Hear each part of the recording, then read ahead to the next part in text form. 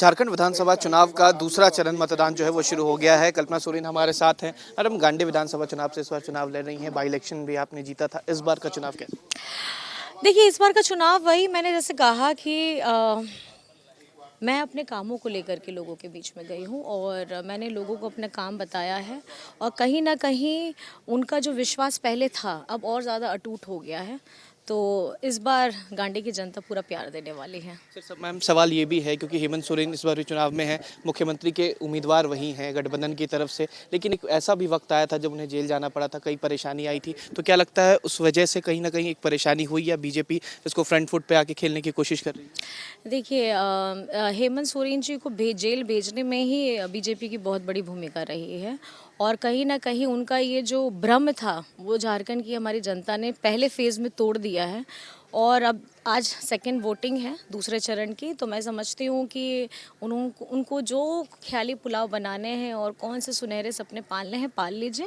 23 तारीख बताएगा कि झारखंड की जनता किसको प्यार दे रही है। 38 सीटों पर आज मतदान होने हैं, लेकिन एक सवाल बार बार जेएमएम पे उठता है कि वो रोहिंग्या मुसलमानों का समर्थन करती हैं, बांग्लादेशी घुसपैठ जो है वो यहाँ आते हैं और ये बार बार बीजेपी इस चीज़ों को भुनाने की कोशिश करती है। कैसे देखती हैं? देखिए, मैं तो यही बोल रही हूँ कि 10 साल से तो आप केंद्र में थे और अगर आप घुसपैठियों की बात कहते हैं तो घुसपैठियों की बात इंटरनेशनल बॉर्डर से होती है, ना कि किसी राज्य की सीमा से।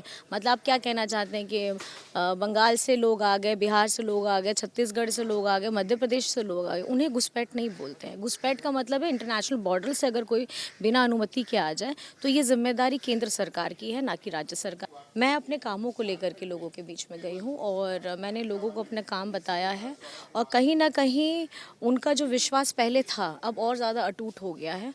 तो इस बार गांडी की जनता पूरा प्यार देने वाली है। सर मैम, सवाल ये भी है क्योंकि हेमंत सोरेन इस बार भी चुनाव में है, मुख्यमंत्री के उम्मीदवार वही हैं गठबंधन की तरफ से, लेकिन एक ऐसा भी वक्त आया था जब उन्हें जेल जाना पड़ा था, कई परेशानी आई थी। तो क्या लगता है उस वजह से कहीं ना कहीं एक परेशानी हुई या बीजेपी इसको फ्रंट फुट पे आके खेलने की कोशिश कर रही है? देखिए, हेमंत सोरेन जी को जेल भेजने में ही बीजेपी की बहुत बड़ी भूमिका रही है और कहीं ना कहीं उनका ये जो भ्रम था वो झारखंड की हमारी जनता ने पहले फेज़ में तोड़ दिया है और अब आज सेकंड वोटिंग है दूसरे चरण की, तो मैं समझती हूँ कि उनको जो ख्याली पुलाव बनाने हैं और कौन से सुनहरे सपने पालने हैं पाल लीजिए। 23 तारीख बताएगा कि झारखंड की जनता किसको प्यार दे रही है। 38 सीटों पर आज मतदान होने हैं, लेकिन एक सवाल बार बार जेएमएम पे उठता है कि वो रोहिंग्या मुसलमानों का समर्थन करती हैं, बांग्लादेशी घुसपैठ जो है वो यहाँ आते हैं और ये बार बार बीजेपी इस चीज़ों को भुनाने की कोशिश करती है। कैसे देखती हैं? देखिए, मैं तो यही बोल रही हूँ कि 10 साल से तो आप केंद्र में थे और अगर आप घुसपैठियों की बात कहते हैं तो घुसपैठियों की बात इंटरनेशनल बॉर्डर से होती है, ना कि किसी राज्य की सीमा से।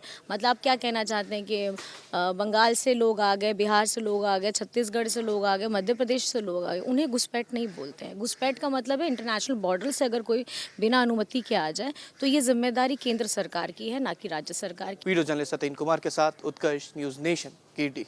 न्यूज नेशन अब व्हाट्सएप पर खबरों के ताजा अपडेट के लिए न्यूज नेशन के इस क्यूआर कोड को स्कैन करें।